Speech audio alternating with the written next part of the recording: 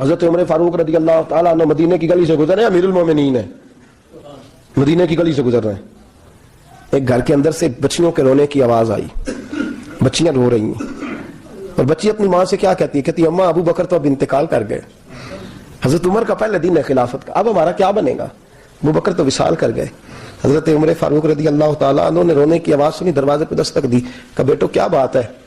تو بچیاں کہنے لگیں عمر ہمارے ابا جی ہماری 10-15 بکریاں ہیں، تو ہمارے والد صاحب ان کا دودھ دھو کے بیچا کرتے تھے، گزارا ہو جاتا تھا، جس دن ابا جی فوت ہوئے تو اس دن سے لے کر ابو بکر صدیق روز عصر کے بعد آیا کرتے تھے، ہماری بکریوں کا دودھ دھو کے دیتے تھے، کچھ ہم پیتی تھی کچھ بیچ لیتی تھی، گزارا چلتا تھا۔ جس دن ابو بکر صدیق خلیفہ بنے ہم نے جا کے کہا ابو بکر اب کون دودھ دھوئے گا؟ تو سیدنا صدیق اکبر رضی اللہ تعالیٰ عنہ نے فرمایا بیٹے پہلے تو میں مرضی سے خدمت کرتا تھا، اب تو مصطفیٰ کی امت کی نوکری میری ڈیوٹی بن گئی ہے، تو میں آؤں گا۔ بچیاں رو رہی ہیں، حضرت عمر کو بتاتی ہیں، کہتی ہیں ابو بکر چلے گئے ہیں تو ہم پریشان ہیں، یتیم ہیں، لوارث ہیں، بھائی کوئی نہیں، کون آئے گا، کون دیکھ بھال کرے گا؟ حضرت عمر فاروق گھٹنوں کے بل زمین پہ بیٹھ گئے، ان چھوٹی چھوٹی بچیوں کو سینے سے لگایا، فرمانے لگے میں ابو بکر کا کیا کروں، میرے لیے رستے بڑے مشکل کر گیا ہے، میں اس کے کس بادشاہ وقت ہو کے وہ غریبوں کے گھروں میں آ کے ان کی بکریوں کا دودھ بھی دھوتا تھا، امیر المومنین ہو کے یہ رنگ بھی تھا، اور میں بیٹیوں فکر نہ کرنا، جب تک عمر زندہ رہے گا عمر آتا رہے گا، یہ نوکری کرتا رہے گا۔ کچھ دن بیتے تو حضرت عمر فاروق کو یاد آیا اوہو مدینے میں ایک بوڑھی اماں بھی رہتی ہے جس کا کوئی گھر کا کام کرنے والا نہیں، اور جس بی بی کا کوئی بال بچہ نہیں، اور آنکھوں سے بھی وہ نابینی ہے۔ حضرت ابو بکر صدیق رات کے سناٹے میں جایا کرتے تھے، اس کے گھر میں جھاڑو دیتے تھے، یہ بادشاہ ہے، اس کی فقیری کا رنگ دیکھو، اس کو کنویں سے پانی بھر کے لا کے دیتے تھے، اور یہ لفظ آپ سنیں گے تو حیران ہو جائیں گے۔ اس بوڑھی اماں کے لیے نا ایک کونے میں گھر میں دور بار شیر میں ایک جگہ کھود دی تھی جہاں وہ بی بی پخانہ اور پیشاب کرتی تھی۔ امیر المومنین حضرت ابو بکر صدیق رات کو جاتے تھے اور اس کا پخانہ وہاں سے اٹھا کے باہر پھینک کے آیا کرتے تھے۔ اس عورت نے پیغام بھیجا کہ عمر سے کہو میری بھی ڈیوٹیاں تو نہیں سر انجام دینی ہے۔ عمر فاروق ساری رات کام کرتے، سناٹا گہرا ہوتا تو جھاڑو دبایا بغل میں، اور عمر فاروق نکلے ہوئے اس بی بی کے گھر میں جھاڑو دیا جا رہا ہے۔ حضرت انس بن مالک فرماتے ہیں میں نے آخری عمر میں بھی اس بوڑھے عمر کو دیکھا ہے، اس بڑھاپے میں بھی میں نے اس شخص کو دیکھا ہے کہ جب وجود کمزور ہو گیا، داڑھی سفید ہو گئی، لیکن پھر بھی اس کا انداز نہیں بدلا، اس نے ساری زندگی بادشاہی میں فقیری کر کے گزار دی، یہ پھر بھی کسی کے گھر میں جھاڑو دیتا ہے، کسی کی بکریوں کا دودھ دھوتا ہے، یہ کسی غریب میرے دوست یہ۔ اور جب سیدنا فاروق اعظم رضی اللہ تعالیٰ عنہ خطبہ دینے بیٹھتے ہیں تو کپڑے پھٹے ہیں، پیبند لگے ہیں، مزاج سادہ ہے، بڑا مال آیا ہے، بڑا مال، لیکن تقسیم کر دیا، اور یہی انداز آگے اپنے گورنروں کو دیا۔ حضرت سعید بن عامر رضی اللہ تعالیٰ عنہ آپ کے گورنر ہیں، حمص کے گورنر ہیں۔ جب لسٹ آئی نا غریبوں کی، حضرت عمر نے کہا کہ حمص کے جتنے غریب لوگ ہیں ان کی لسٹ بنا کے بھیجو، ان کو چندہ لگانا ہے۔ تو 17ویں 18ویں نمبر پر حضرت سعید بن عامر کا نام بھی آ گیا، گورنر صاحب کا۔ تو حضرت عمر نے سوچا شاید کوئی اور سعید بن عامر ہے، فرمانے لگے یہ کون ہے؟ جس کی ڈیوٹی لگائی تو اس سے کہنے لگے یہ سعید کون ہے؟ تو کہا حضرت جی ہمارے صوبے کا گورنر۔ تو فرمایا اس کی لسٹ فقیروں میں؟ فرمانے لگے پتہ نہیں آپ نے کیا رنگ بھر کے بھیجا ہے، مہینہ مہینہ یہ شخص درختوں کے پتے کھا کے گزارا کر دیتا۔ کہ یہ میں فرشتوں کی کہانیاں نہیں سنا رہا آپ کو، میں آپ کو جنات کی یا عالم بالا کی باتیں نہیں، اس دھرتی پہ بسنے والے، اس دھرتی پہ وقت گزارنے والے میرے رسول پاک پہ تیار کردہ ہیرو کی باتیں عرض کر رہا ہوں۔ حضرت عمر گئے ایک دفعہ، کہا مجھے بتاؤ تمہارا گورنر کیسا ہے؟ تو حمص کے لوگ کہنے لگے ہمیں اپنے گورنر سے 4 شکایتیں۔ کون کون سی؟ کہ پہلی بات تو یہ ہے کہ گورنر صاحب کو چاہیے فجر کے وقت آئیں، یہ سورج نکل آتا ہے تو باہر آتے ہیں گھر سے، سورج نکل آتا ہے تو آپ کہہ کے تو دیکھیں کسی معمولی سرکاری ملازم سے بھی، پھر آپ دیکھیے آپ کا کیا بنتا ہے۔ کہا یہ سورج نکلتے وقت آتے ہیں۔ دوسری شکایت یہ ہے کہ دن کو ملتے ہیں رات کو نہیں ملتے۔ تیسری شکایت یہ ہے کہ مہینے میں ایک دن ملتے ہی نہیں گورنر صاحب۔ چوتھی شکایت ہے کہ روتے ہیں، کبھی کبھی اتنا روتے ہیں کہ بے ہوش ہو جاتے ہیں۔ حضرت فاروق اعظم نے کھڑا کر لیا، فرمایا صحیح تیری شکایات آئی ہیں، حضور حکم۔ فرمایا سنا ہے، پہلے تو فجر کے وقت آ جاتا تھا لوگوں کے مسائل سننے، اب تو سورج نکلتے وقت آتا ہے۔ کہا حضور بیوی بیمار ہو گئی ہے اور گھر میں نوکر تو ہے کوئی نہیں، تو میں سویرے اٹھتا ہوں تو پہلے ناشتہ بناتا ہوں، بچوں کو کھلاتا ہوں۔ اس عورت نے 35 سال میرے ساتھ وفا کی ہے، اب چارپائی پہ ہے تو میں اس کے منہ میں لقمے ڈالتا ہوں۔ کہا اسے کھانا کھلا کے جب وہ دعا دیتی ہے تو پھر نکلتا ہوں۔ تو کہا سنا ہے تو ہفتے میں ایک دن ملتا ہی نہیں، مہینے میں۔ کہنے لگے حضرت جی جب مدینے سے آیا تھا تو ایک کرتا اور ایک تامت ساتھ لایا تھا، مجھے آج 2.5 سال ہو گئے ہیں، میں نیا لباس نہیں خرید پایا. میں نے عرض کی میں اس دھرتی میں بسنے والے لوگوں کی داستان سنا رہا ہوں. کہا میں اپنی تامت دھو کر خشک ہونے کو ڈال دیتا ہوں، اسے آدھا دن لگ جاتا ہے، خشک ہوتی ہے تو تامت پہن کے قمیض دھو لیتا ہوں اور پھر قمیض ڈال دیتا ہوں. حضرت جی سارا دن بیت جاتا ہے تو باہر نہیں آ پاتا. حضرت عمر فاروق کی گردن جھک گئی. کل سنا ہے تو رات کو ملتا ہی نہیں. یہ لفظ کہے تو حضرت سعید بن عمر کہنے لگے یہ میرا راز تھا، آپ میرے امیر نہ ہوتے تو کبھی فاش نہ کرتا. دن میں نے بندوں کے لیے رکھا ہے، رات اپنے رب کے لیے رکھی ہوئی ہے. میں رات کی تنہائیوں میں اپنے کریم کی بارگاہ میں جاتا ہوں اور میں سارے دن کے گناہوں کی معافی مانگتا ہوں. میں اپنی غلطیوں کی تلافی کا سوال کرتا ہوں، اس کے حضور جاتا ہوں، اسے دکھڑے سناتا ہوں. رات میری اس کے لیے بیت جاتی ہے. حضرت عمر کی اور گردن جھک گئی. فرمایا یہ بتا کہ تو ملتا ہی نہیں، کبھی کبھی تو روتا ہے اور بے ہوش ہو جاتا ہے. حضرت جی 40 سال کی عمر میں کلمہ پڑھا ہے، جب 40 سال کے پچھلے گناہ یاد آتے ہیں تو کہا پھر میں ضبط نہیں کر پاتا. وہ خطائیں، وہ پاپ، وہ جرم، وہ خطائیں جب سوچتا ہوں نا کہ رب کھڑا کر کے پوچھے گا بتا یہ جرم کیوں کیا، تو وہ احساس مجھے پریشان کر دیتا ہے. حضرت جی میں پھر برداشت نہیں کر پاتا، پھر میں تڑپ اٹھتا ہوں، میری یہ کوتاہیاں ہیں، بتائیے کیا کہتے ہیں. حضرت فاروق اعظم نے گردن اٹھائی تو آنکھوں میں آنسو تھے. کہنے لگے یا اللہ مجھے اس جیسے کچھ اور گورنر بھی عطا فرما، یا اللہ اس جیسے کچھ اور گورنر بھی. عزیزو اپنا حال کیا ہے. ملک شام جب فتح ہوا تو حضرت سعد بن ابی وقاص رضی اللہ تعالیٰ عنہ کہتے ہیں کہ کچھ لوگ مجھے کہنے لگے کہ ہم آپ سے معاملات طے نہیں کریں گے، ہم جزیہ دیں گے، ٹیکس دیں گے، اسلامی حکومت کے ذریعے اثر آئیں گے، لیکن آپ سے معاملات طے نہیں کریں گے، اپنے امیر کو بلائیے. تو حضرت سیدنا سعد بن ابی وقاص کہتے ہیں میں نے خط لکھا. فرماتے خط لکھا حضرت عمر کو. میں نے کہا جناب آئیے. جواب میں حضرت عمر نے خط میں جواب لکھا کہ فلان دن فلان تاریخ فلان وقت میں ملک شام پہنچ جاؤں گا. حضرت سیدنا عمر چلے گھر سے، ایک غلام، ایک گھوڑا، ایک نیزہ. حضرت فاروق اعظم نے کچھ کھجوریں، خشک کھجوریں، کچھ سرکہ باندھ کے رکھ لیا رستے میں کھانے کو. یہ بادشاہی میں فقیری ہو رہی ہے. لاکھوں مربع میل کا حکمران ہے، کروڑوں اربوں روپے پاس پڑے ہوئے، وہ ساری چیزیں رکھ لیں اور سیدنا عمر فاروق رضی اللہ تعالیٰ عنہ چلنے لگے. اب غلام سے کہنے لگے بھئی میرا گھوڑا ذرا ماڑا ہے، کمزور ہے، طے کر لیں اتنے میل تو گھوڑے پہ بیٹھے گا، میں پیدل چلوں گا، پھر اتنے میل میں گھوڑے پہ بیٹھوں گا، تو پیدل چلے گا. ملک شام پہنچنے کا وقت آ گیا. جب وقت آیا تو پیدل چلنے کی سواری حضرت عمر کی تھی، ان کی باری تھی پیدل چلنے کی، اور سواری پر سوار ہونے کی باری غلام کی تھی. یہ لوگ رشتے کرتے ہیں نا تو کرائے کی کار لے کے چلے جاتے ہیں، بعد میں وہ پوچھتے ہیں کہ تسی تے کار تے آئے سو. ہم اپنے آپ کو بنانے کے لیے جھوٹی انعام بھی خریدنی پڑے تو خریدنے سے ہم پرہیز. ہم جو بتاتے وہ ہم ہوتے نہیں، اور جو ہوتے ہیں وہ ہم بتاتے. حضرت سیدنا عمر فاروق رضی اللہ تعالیٰ عنہ سواری پہ غلام ہے، خود پیدل ہے، اور حال کیا ہے، بارش ہوئی تھی تو کچھ پانی کھڑا تھا، چھوٹے چھوٹے جوہڑوں میں چھوٹے چھوٹے تالاب بنے ہوئے تھے، پانی کھڑا تھا. تو حضرت عمر فاروق رضی اللہ تعالیٰ چمڑے کے جوتے پہنے، وہ جوتے دونوں اتار کے تو بغل میں دبا لیے. حضرت سعد بن ابی وقاص فرماتے ہیں اسی بغل میں نیزہ رکھ لیا اور تامت تھوڑا اونچا کر لیا کہ پانی سے چلنا ہے، اور غلام کو گھوڑے پہ بٹھایا ہے اور گھوڑے کی لگام پکڑی ہے تو یوں پیچھے رکھی ہوئی. اور حضرت سیدنا فاروق اعظم رضی اللہ تعالیٰ عنہ آ رہے ہیں. غلام کہنے لگا حضور لوگ دیکھ رہے ہیں، مہربانی کریں بیٹھ جائیں. فرمانے لگے نہیں باری تیری ہے، تو ہی بیٹھے گا. اس نے کہا حضور نہیں وہ تو ٹھیک ہے، کوئی باری فرض تو نہیں نہ ہو گئی، آپ مہربانی کریں آپ آ جائیں، ذرا لوگ آ رہے ہیں. فرمایا تمہیں کہا نا. غلام کا تو میں نے تیسری دفعہ کہا تو حضرت عمر نے جلال سے دیکھا، اور جناب عمر کا جلال تو زمین کانپنے لگ جاتی تھی. کہتے ہیں کہا حضور آپ آ جائیں، تو کہتے تجھے کہا ہے نا چپ کر کے بیٹھا رہے. کہتے ہیں میں گھوڑے پہ ہی کانپنے لگا. وہ غلام اب حضرت سعد بن ابی وقاص کہتے ہیں سورج غروب ہو رہا تھا، شعائیں پانی میں پڑ رہی تھی. حضرت عمر پانی سے، میں نے غور سے دیکھا تو دوڑا گیا. جا کے نا بچے نہیں مشورہ دیتے ابا جی کو، ابا جی انج نہیں کریدا، دور بدل گیا جی.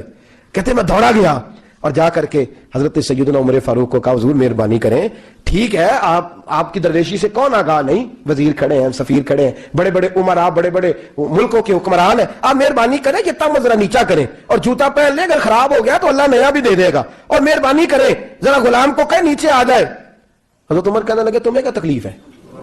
کہا حضرت جی وہ وزیر مشیر کھڑے ہیں، یہودی ہیں، عیسائی ہیں، نجرانی ہیں، وہ بڑے بڑے مذاہب کے بڑے بڑے ملکوں کے ہیں، آپ کا بڑا نام سنا ہے. حضرت سیدنا سعد بن ابی وقاص فرماتے ہیں میرے ساتھ اتنا ترش رویہ حضرت عمر کا پہلے کبھی نہیں ہوا. کہتے ہیں ماتھے پہ شکن آیا اور کہنے لگا تجھے تیری مار ہوئے، ان 4 لوگوں کے لیے میں اپنے نبی کا طریقہ چھوڑ دوں، ان 4 دنیا داروں کے لیے نبی پاک کا طریقہ چھوڑ دوں. فرمانے لگے سر سے پگڑی اتاری حضرت عمر نے جلال میں، فرمانے لگے میرے سر پہ جو بال ہے نا یہ مجھے کسی دنیا دار نے نہیں دیے، یہ ساری عزتیں مجھے آمنہ کے لال نے عطا فرمائی ہے. اور میں ان محبوب کا طریقہ ان 4 لوگوں کی خاطر چھوڑ دوں؟ فرمایا قرآن کہتا ہے ان اللہ یامر بالعدل والاحسان، جب میں نے خود عدل کا تقاضا یہ رکھا ہے کہ کبھی وہ بیٹھے گا کبھی میں بیٹھوں گا، باری اس کی ہے تو میں کیسے بیٹھ جاؤں؟ حضرت سعد بن ابی وقاص فرماتے ہیں اسی درویشی میں، سلام اس پر کہ جس نے بادشاہی میں فقیری کی، کہتے ہیں اسی درویشی میں حضرت عمر پہنچے تو جو پہلے ڈرا کرتے تھے جب حضرت عمر آئے تو انہیں کامتے بھی دیکھا، روب اور بڑھ گیا، ان کے دلوں کے اندر حضرت عمر کا دبدبا اور بڑھ گیا، اور میرے کانوں میں کہنے لگے سعد پہلے سنا تھا لیکن دنیا سچی کہتی ہے جو حال محمد اور محمد کے غلاموں کا ہے صلی اللہ علیہ، وہ دنیا میں دوسرا کوئی حاصل کر سکتا؟ حضرت سیدنا سلمان فارسی کو حضرت عمر فاروق رضی اللہ تعالیٰ عنہ نے بلایا تو کہا میرا دل کرتا ہے آپ کو میں مدائن کا گورنر بنا دوں۔ حضرت سلمان فارسی بڑے تگڑے قبیلے سے تعلق رکھتے تھے، بکتے بکاتے مدینے میں آ کے بکے، پھر نگاہ مصطفیٰ میں بک گئے صلی اللہ علیہ وسلم، بڑے تگڑے قبیلے سے تعلق تھا۔ یا حضرت عمر نے فرمایا میں آپ کو گورنر، کہا جی جیسے آپ کا حکم ہے، امیر کی بات ماننا، گورنر بن گئے۔ اور گورنر صاحب کرتے کیا ہے؟ گورنر صاحب کا حال یہ کہ گورنر صاحب نے وہی پھٹے پرانے سادے سے کپڑے پہنے اور ایک ہاتھ میں چھڑی پکڑی ہے، کبھی ادھر گھومتے ہیں کبھی ادھر، مدائن کی گلیوں میں گورنر صاحب گھوم رہے ہیں، اللہ اکبر۔ جہاں سواریاں اترتی تھی نا شہر کی، لوگ جو کرایہ لے کے گھوڑوں پہ سوار کرتے تھے، جہاں وہ لا کے اتارتے تھے، وہاں ایک شخص اترا، مہمان آیا کسی کے گھر میں مدائن، وہ شخص مہمان آیا تو اس کے بعد بڑے بڑے بکسے تھے، اس نے حضرت سلمان فارسی کو گھومتے دیکھا، کہنے لگے او غلام ادھر آئے نا، او بولیے او غلام ادھر آ۔ حضرت سلمان فارسی کہنے لگے جی جناب، کہنے لگے میرا سامان اٹھا اور فلاں گھر میں نے جانا چھوڑ کے آ۔ جرت تو کرے کوئی جرت تو کرے کونسلر صاحب کو بھی آواز دینے کی، طاقت تو کرے کوئی، ایک معمولی سپاہی کو بھی کہنے کی جو نہ سب انسپیکٹر ہے نہ وہ کسی عہدے پہ فائز ہے، صرف ایک سادہ قوم کا وہ پیر، اس کو کہہ کے تو ادھر آؤ غلام، بھائی گورنر کوئی کہہ دیا، گورنر صاحب نے سر کے اوپر بکسا اٹھایا ہے اور گلیوں میں گزر ہے، کہتے ہیں بھائی غلام کو رستہ دے دو ذرا سامان وزنی ہے، ذرا غلام کو رستہ دے دو سامان وزنی ہے، پیچھے ہٹ جاؤ ذرا رستہ دے دو۔ شہر میں داخل ہوئے تو لوگ دوڑے آئے، کہا حضور ہمیں دے دیں، فرمایا نہیں اس نے مجھے کہا ہے غلام اٹھا۔ وہ شخص شرمندہ ہو گیا، کہنے لگا حضور مجھے کب خبر تھی کہ آپ گورنر ہیں، غلطی ہو گئی، میں غلام کہہ بیٹھا۔ حضرت سلمان فارسی رو پڑے، فرمانے لگے تو میرا محسن ہے، تو نے تو مجھے میری اوقات یاد کرا دی ہے، میں غلام ہوں، میں کھجوریں بیچا کرتا تھا، میں مدینے میں نوکری کرتا تھا، تو نے اچھا کیا ہے۔ فرمایا نا تو میرا محسن ہے، تو نے مجھے یاد کرا دیا، میں کیا نا اب میں ہی لے کے چلوں گا۔ رستے میں جا رہے ایک شخص دوڑا آیا، کہنے لگا حضور وزنی بڑا ہے مجھے دے دیں، یہ بادشاہ ہیں فقیری ہو رہی ہے، حضور وزنی بڑا ہے مجھے دے دیں میں اٹھا لیتا ہوں۔ تو حضرت سلمان فارسی فرمانے لگے پہلے وعدہ کر قیامت کے دن میرے گناہوں کا بوجھ اٹھا لے گا، وعدہ کر، تو کہے گا اللہ کے حضور کے یا اللہ سلمان کے جو پاپ ہے ان کا بوجھ میں اٹھاتا ہوں۔ کہنے لگا حضور میں تو اپنا نہیں اٹھا سکتا، فرمایا پیچھے ہٹ جاؤ، اگر وہاں میرا کوئی بوجھ نہیں اٹھا سکتا تو یہاں بھی کوئی نہ اٹھائے۔ حضرت سلمان فارسی رضی اللہ تعالیٰ عنہ گورنر ہے صوبے کے۔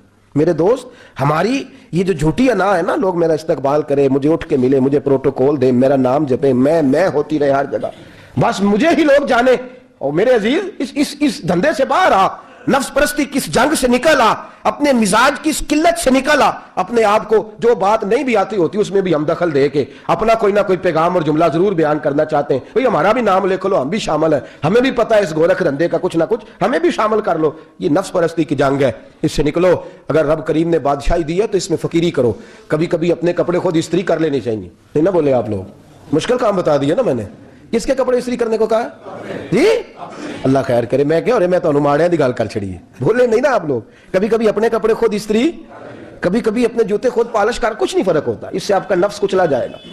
کبھی کبھی نا، کبھی کبھی باوجود موٹر سائیکل اور گاڑی کی موجودگی میں پیدل سفر کر لینا چاہیے، کچھ نہیں فرق ہوتا۔ کبھی کبھی کوئی آدھا کلو چینی پکڑ کے دکان سے خود اپنے، کوئی نہیں کہنے لگا کہ غریب ہو گئے ہیں، خود ہی انہیں آدھا کلو کھانڈل کہنے دو کو کہتا ہے، کچھ نہ کچھ اپنے نفس پہ بوجھ ڈالیں۔ بھائی کبھی کبھی آپ بھی کبھی جو آپ کا ملازم ہے نا گھر میں، اس کو بٹھا کے کہا کریں بیٹھ یار میرا دل کرتا ہے میں تمہیں چائے بنا کے دوں، کبھی کہا کریں گھر والوں کو بیٹھو آج میں تمہیں کھانا گرم کر کے دے دیتا ہوں، کچھ فرق نہیں آنے لگا، عزت شان میں کوئی کمی نہیں آنے لگی۔ کبھی کبھی یہ کام وہ جو گھومنے والی کرسی رکھی ہوئی ہے نا جس پہ بیٹھ کے ہم حساب کرتے ہیں، کبھی کبھی اس پہ کسی غریب کو بھی بٹھا کے دیکھیں، کچھ نہیں فرق آنے لگا۔ یہ نفس پر کچھ کوڑے برسائے تاکہ یہ کچھ سمجھدار ہو جائے۔ یہ جو ہم نے بڑی لمبی چوڑی اپنے لیے جھوٹی انا کے دروازے کھول رکھے ہیں، یہ روز ہمیں دور کر رہے ہیں۔ جو نفس پرستی کی جنگ ہوتی ہے یہ بندے کو اللہ کے دروازے سے دور لے جاتی ہے، یہ نبی پاک کی محبت دل سے نکالتی ہے، یہ ذہن کے اندر اچھی سوچ نہیں آنے دیتی۔ ذہن میں جب بھی کوئی بات آتی ہے بری آتی ہے۔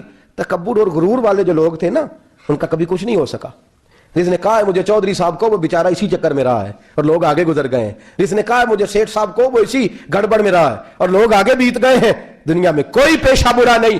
ملت کے جوانوں، تم نے کہا ہے نا کہ یہاں اگر ہم کسی گلی میں مزدوری کریں گے تو لوگ کہیں گے مزدور ہے، لیکن اگر یورپ میں جا کے ہم کریں گے تو کسی کو کیا پتا چلے گا؟ دیس اپنے دیاں بلہ نالو تمبے لالا کھائیے، امی غیر ملک دے باغاں اندر میوے کھان نہ جائیے. اپنی مٹی پہ چلنے کا سلیقہ سیکھو.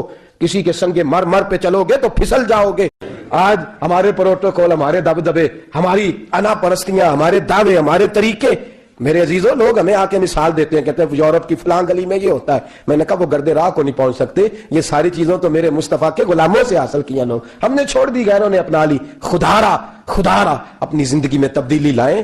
درویشی، سادگی، بے تکلفی، یہ زندگی حسین ہوتی ہے، یہ زندگی سکون والی ہوتی ہے، یہ زندگی اچھی ہوتی ہے، یہ فرحت اور تازگی والی ہوتی ہے. اپنے آپ کو ان تکلیفوں اور آلائشوں میں مبتلا نہ کریں. اگر اللہ مال دے، عزت دے، دولت دے، اللہ تعالیٰ نفاست عطا کرے تو پھر اپنے آپ کو سادہ کریں، آزاد کریں، کھلی ہوئی کتاب بنا کے اپنے آپ کو رکھیں. مجھے ایک بچہ کہنے لگا حضرت جی جب بھی آتے ہیں آپ کہیں بیٹھے مل جاتے ہیں، ہم کسی کو لا کے کہتے ہیں جناب حضرت جی بڑے مصروف ہیں اور آپ یہاں آگ تاپ رہے ہیں جلا کے، مہربانی فرمائیں. میں نے کہا یار 2-4 دن تو بن سور کے بیٹھنا بندے کے لیے آسان ہوتا ہے، سارا دن ملمہ سازی کر کے رکھنا اتنا آسان کام ہو تو ویسے بھی بندہ جو ہو وہ نظر آئے تو اس کے لیے زیادہ بہتر ہوتا ہے. جو ہو وہ دکھائی دے وہ زندگی آسان ہو جاتی ہے، بہتر ہو جاتی ہے. اور ویسے بھی جو کھلی ہوئی کتاب ہوتی ہے اس میں لوگ مشکوک نہیں ہوتے. جو بندی ہوئی ہوتی ہے نا اس میں لوگوں کو خبر نہیں ہوتی کہ نہ جانے یہ کیا معاملہ ہے. میرے عزیزوں اپنے آپ کو بے تکلف بنائیں. بے تکلف سے مراد یہ نہیں کہ جیسے بے تکلفی ہم نے ایک غلط چیز کا نام بے تکلفی رکھ دیا کہ جو آدمی بات پہ ٹھٹھا کرے، بات میں مذاق کرے، وہ بے تکلف ہوتا ہے. یہ تو بے تکلفی اسلام اس کو پسند ہی نہیں. بے تکلفی سے مراد یہ ہے کہ جھوٹی انا نہیں بنائے، جھوٹے معاملات اپنے گرد نہیں اوڑے. اپنی اگر اللہ آپ کو بہت زیادہ مال و دولت دیتا ہے تو جتنا وہ مولانا رومی کہتے ہیں جتنا ٹہنی پہ پھل زیادہ لگتا ہے نا اتنی وہ ٹہنی جھک جاتی ہے. جو اکڑی ہوتی ہے سمجھو وہ خالی ہوتی ہے. اگر آپ پھلدار ہیں تو پھر آپ کو جھکے، پھر آپ کو با اخلاق ہونا چاہیے، با محبت ہونا چاہیے، پیار والا ہونا چاہیے. زندگی میں اس چیز کو ضرور اپنائیے. بڑے لوگ وہی ہوتے ہیں جن کا کردار بڑا ہوتا ہے، بڑے وہی ہوتے ہیں جن کی بات بڑی ہوتی ہے. کوئی باتوں سے اور پروٹوکول سے کبھی بڑا نہیں ہوتا. ہمیشہ مدحت خیر الانام میں گزرے. دعا ہے یوم اور درود